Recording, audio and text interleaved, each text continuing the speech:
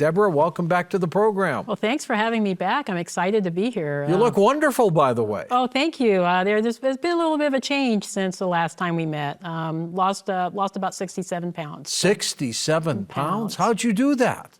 Had a little bit of surgical help, but also a lot of lifestyle changes. You know, I changed my diet. I exercise almost every day now. So good for you. Do yoga, meditation, all of it. You can feel a difference? Absolutely, yeah, absolutely. There's nothing like taking care of your health. Yeah, absolutely. Because if you don't take care of your health, Deb, you can't give us this vital information you've been giving us over the years. Oh, well, thank you. No, that's very sweet of you to say that. How'd you get started in this area?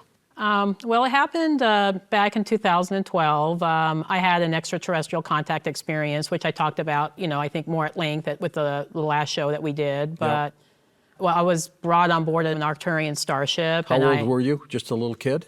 No, I was 50. I was 50 years old. Whoa! Yeah, I was 50. Happened later in life for you. Yeah, it happened later in life. 50 years old. Yeah, it took me a while to wake up, but yeah, I was on board the ship, encountered extraterrestrials, and ever since after I had two experiences on board the ship. So the first one was in June 2012.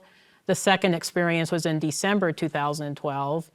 And ever since after that, I started having my extrasensory perception just increased 100-fold. It was like I was seeing auras, I was picking up, and it's like something just turned on. Yeah, absolutely. How did they select you?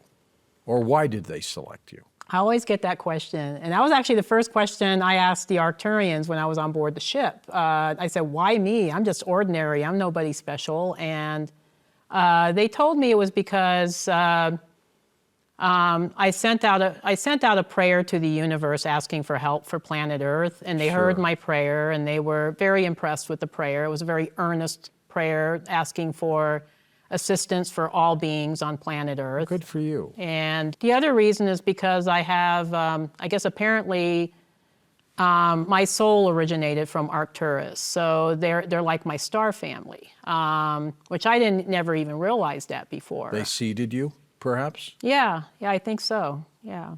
Explain what the craft looked like. This fascinates me. Do you remember? Yeah, I do remember. I remember everything like it happened yesterday. The craft looked like a starship, but it wasn't metallic. It was kind of sentient. It was a sentient being because it shifted and changed.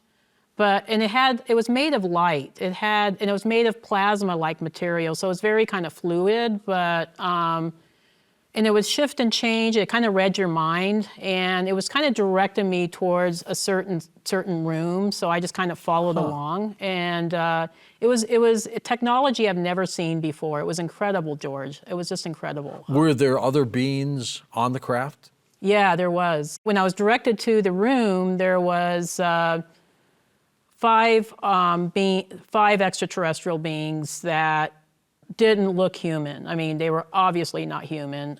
Describe their shape for us, Deb. They had larger heads, smaller bodies, the bodies were kind of insignificant. The typical alien gray?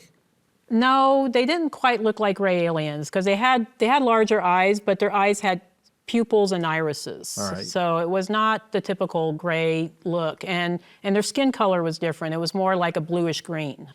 But it was hard to kind of look at them. Yeah, it was kind of hard because they had big auras. Their auras were so huge. And they were so bright, I couldn't look at them directly. I had to look at them from the periphery. How do they communicate with you?